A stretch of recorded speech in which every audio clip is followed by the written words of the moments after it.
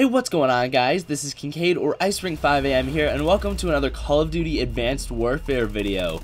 In today's video, I'll be talking about the stock attachment, which has become my personal favorite attachment for assault rifles, and it can be quite useful on other weapon classes as well. So, before we begin, be sure to follow me on my social media, and if you want to buy some Control Freaks for Advanced Warfare, you can use the code ICE to get 10% off your next order. Now, with that being said, let's go ahead and jump into the stock attachment guide.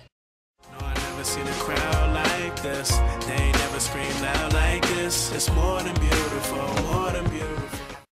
So the stock attachment is similar to the stock attachment in previous games or the stalker perk, which allows you to strafe faster. Now, to unlock the stock attachment on a sniper rifle, it's going to require 10 headshots. To unlock the stock on shotguns, assault rifles, or submachine guns, you'll need 20 hipfire kills. And to unlock the stock on the heavy weapons, you're going to need 10 hipfire kills. Now, I did some tests with the stock, without the stock, and walking with each weapon class, so let's see how effective this attachment is. Starting off with the BAL-27 Assault Rifle, the first clip you see is without any attachment, so we're trying to strafe around corners without the stock attachment, and as you can see, it's pretty slow and difficult. If I were to run into an enemy around this doorway, I probably wouldn't have had the best chance at winning that gunfight. The assault rifles could definitely benefit from an increase in strafe speed, so let's go ahead and attach the stock and see how effective we are now. As you can see in this clip, the stock is attached and the strafe speed is far faster, and you will definitely have a better chance of winning gunfights when going around corners ADSing. Now, let's check out the walking speed. As it turns out, when you strafe with the stock attachment, you actually move just as fast as when you're walking. Stock is definitely a necessity on fast-paced assault rifle classes. Moving on to the submachine guns, as you can see here, without the stock attachment, you actually move quite fast. As it turns out, this is just slightly slower than the walking speed. When we take a look at the walking speed with SMGs, it is pretty quick, and then strafing with stock, again, is exactly the same speed as walking speed. But since the submachine guns aren't that slow without the stock attachment, I don't think it's worth it. The increase is only a few percentage points, so I definitely think your submachine gun classes will benefit more from the use of different attachments rather than stock. Moving on to the shotguns, I was a little surprised how slow you strafe without the stock attachment. I kind of figured them to be mobile, just like the submachine guns, but without the stock attachment, you actually move very, very slow. Shotguns are a weapon where you're definitely going to need to be strafing quickly around corners, so stock is definitely a good option on these weapons. As you can see here with the strafe speed, you move far quicker, and it is actually the walking speed once again of the weapon.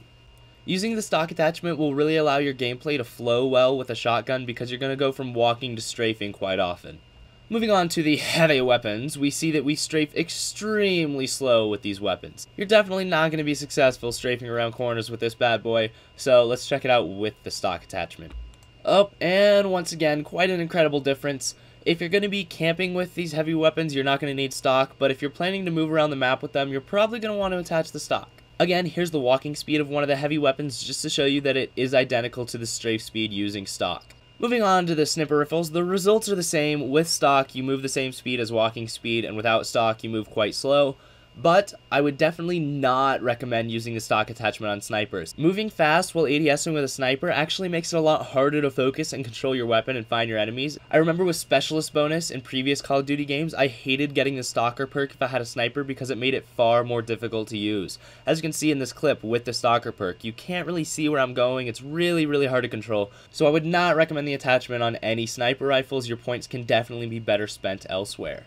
So guys, final verdict, the stock does work. It's a phenomenal attachment, but it really depends on the weapon class to determine if it's worth using or not. For assault rifles and shotguns, I would highly recommend using the attachment. For light machine guns, if you're planning on moving around, I would recommend using it, and I would not really recommend it on submachine guns and sniper rifles. So guys, that wraps up this stock attachment guide, and I really do hope you enjoyed. If you did, please be sure to click that like button and leave me a comment. It really helps my channel out as well as motivates me to make more of these videos. If you haven't already, be sure to subscribe, and I'll talk to you guys in my next video.